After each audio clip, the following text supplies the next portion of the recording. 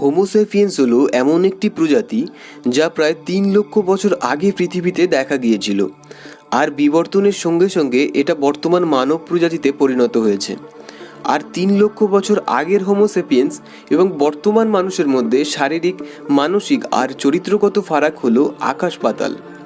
আপনি বা আমি এই হোমোসেপিয়েন্স প্রজাতির একটি মডার্ন ভার্সন, আর পৃথিবীর বর্তমান জীবিত সব মানুষই হোমোসেপিয়েন্স প্রজাতির অন্তর্ভুক্ত।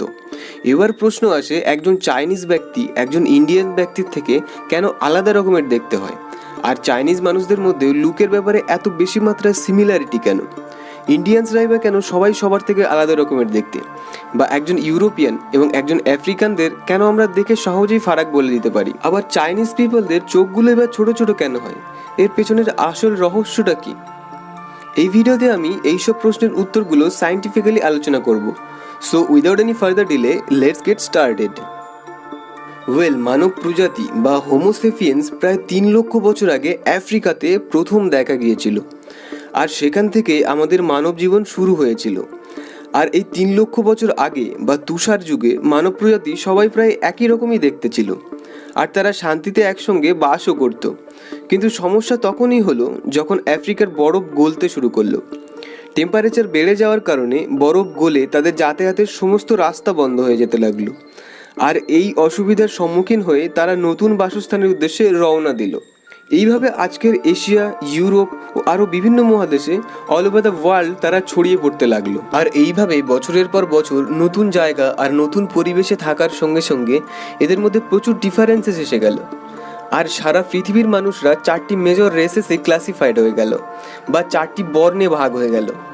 যারা মাইগ্রেশনের পর ইউরোপের দিকে গিয়েছিল তাদেরকে আজ ককেশিয়ান বলা হয়, আর যারা আফ্রিকাতে থেকে গেল তারা হয়ে গেল নেগ্রয়েড, আর যারা সাউথ ইস্ট এশিয়ার দিকে চলে গেল তারা মঙ্গোলয়েড বা মঙ্গোলিয়ান, আর যারা অস্ট্রেলিয়া আর পলিনেশিয়ার দিকে গেল তারা হয়ে গেল অস্ট্রালয়েড।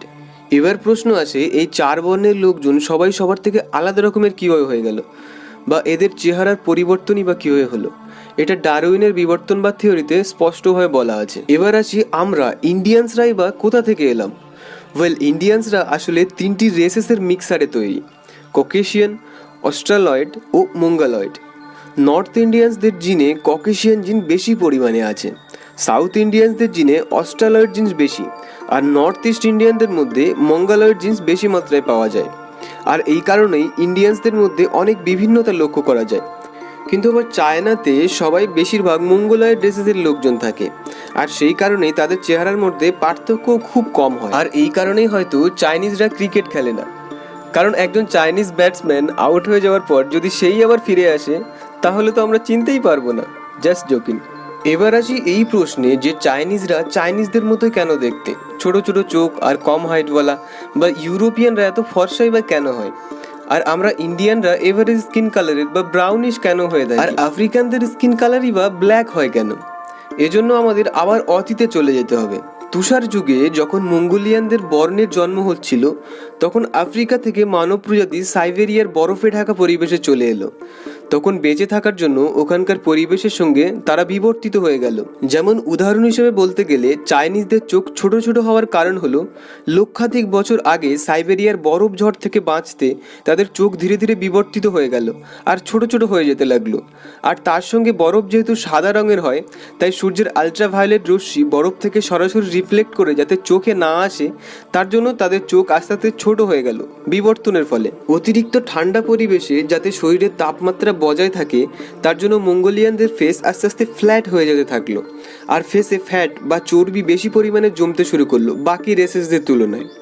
আর চাইনিজ লোকেদের চোখের উপরের এক্সট্রা ফ্যাট ঠান্ডা থেকে প্যাডিং দেওয়ার জন্য হয়, আর ঠান্ডা পরিবেশে থাকার জন্য এদের সিঙ্গেল লিডস বা মোনোলিডস দেখা যায়, অর্থাৎ চোখের উপরের পাতাতেই শুধুমাত্র আইলিডস থাকে, যাতে উপর থেকে পড়া আইস সরাসরি চোখে না চলে যায়। অন্যদিকে আমরা ইন্ডিয়ানসরা জেনেটিকলি ককেশিয়ান রেসেসের অন্তর্ভুক্ত, তাই আমাদের ফেসিয়াল ফিচার্স অনেকটা ইউরোপিয়ানদের সঙ্গে মেলে as compare to Chinese or African. এবার প্রশ্ন আসে, তাহলে আমরা ইউরোপিয়ানদের মতো ফেয়ার নই কেন? যখন হোমোসেপিয়েন্স আফ্রিকা থেকে ইউরোপে এলো, তখন তাদের মধ্যে একটা ভয়ঙ্কর রোগ দেখা দিল, যেটা হলো রিকেট। এই রিকেট রোগ সাধারণত ভিটামিন ডি এর অভাবে হয়, আর ভিটামিন ডি এর মূল উৎস হলো সূর্য। এদিকে যেহেতু ইউরোপে সূর্য প্রায় দেখা যায় না বললেই চলে, সেই কারণে এদের মধ্যে একটা জেনেটিক মিউটেশন চলে আসলো। মেলোনিন নামের একটি কেমিক্যাল যা আমাদের স্কিনকে রং দেয়, এই মেলোনিনের পরিমাণ তাদের শরীরে কম হতে শুরু করলো। আর যাদের শরীরে মেলোনিন কম থাকে তারাই এই পরিবেশে সারভাইভ করতে পারবে। এই কারণে তাদের শরীরে মেলোনিনের মাত্রা খুব কম হয়ে গেল, আর তাদের স্কিনও ক্রমশ সাদা হয়ে যেতে লাগলো। অপরদিকে বেশি তাপমাত্রার কারণে আফ্রিকানসদের শরীরে মেলোনিন অতিমাত্রায় বৃদ্ধি পেতে থাকলো। মেলোনিন 99% সূর্যরশ্মিকে অবজার্ভ করতে পারে, আর মেলোনিন আমাদের স্কিন ক্যান্সারের মতো মারাত্মক রোগ থেকে বাঁচায়। আপনি যদি কোনো ইউরোপিয়ানকে আফ্রিকার কড়া রোদে দাঁড় করিয়ে দেন, তাহলে তাদের স্কিন খুব তাড়াতাড়ি বার্ন হয়ে যাবে, তার ফলে স্কিন ক্যান্সারের সম্ভাবনা বেড়ে যায়। আর এই সেম প্রবলেমস বর্তমানে অস্ট্রেলিয়ানসরা ফেস করছেন।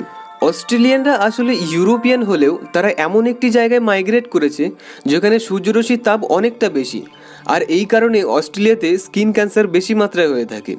ইভেন ওয়ার্ল্ডের সব থেকে বেশি স্কিন ক্যান্সার পেশেন্ট রয়েছেন অস্ট্রেলিয়াতে। এবার আমাদের ইন্ডিয়ানদের স্কিন কালার ব্রাউনি হওয়ার কারণও আপনি নিশ্চয়ই বুঝতে পারছেন, স্ট্রং সানলাইট। আর মেলোনিনই আমাদের ত্বককে সানলাইট থেকে রক্ষা করে। তাহলে একবার ভেবে দেখুন আমাদের মানব প্রজাতি পাস্টে কত কঠিন পরিস্থিতির সঙ্গে লড়াই করে আজকের মানুষে পরিণত হয়েছে।